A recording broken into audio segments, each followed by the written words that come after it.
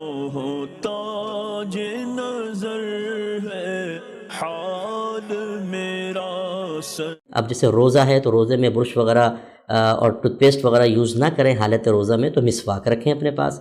نبی کریم صلی اللہ علیہ وسلم سے بارہا ثابت ہے کہ آپ نے حالت روزہ میں مسواک کو استعمال کیا ہے۔ بس اس میں یہ احتیاط کریں، جیسے آپ مسواک کو دھوتے ہیں تو اچھی طرح پہلے اس کے برش کو دبا دیں کہ قطرہ نہ نکلے، خشک ہو جائے، اب اس کو دانتوں پہ اچھی طرح پھیر کے کلی کریں۔ اور اگر نئی مسواک آپ کو بنانی ہے، جب اس کو چباتے ہیں تو اس میں رس نکلتا ہے، ذائقے دار ہوتا ہے، لیکن چونکہ یہ ضرورت ہے ایک سنت کی ادائیگی کے سلسلے میں، تو اس کو ذائقے دار چیز کے چکھنے کے زمرے میں نہیں لیں گے۔ آپ چکھ سکتے ہیں، یعنی اچھی طرح چبائیں، لیکن کوئی چیز حلق سے نیچے نہ اترے۔ اگر اس کا ذائقہ وغیرہ حلق سے نیچے اترے گا تو روزہ ٹوٹ جائے گا۔ اچھی طریقے سے اس کو چبا کر پھر کلی وغیرہ کریں تاکہ ذرات اندر نہ جائیں، اور پھر وہی اس کو اچھی طرح دھو کے اچھی طرح اس کے برش کو دبا لیں کہ قطرہ ٹپکے نہیں، اور پھر ذرا اپنے دانت کو اچھی طرح صاف کریں۔ تو حالت روزہ میں بھی اس کا خیال رکھنا چاہیے۔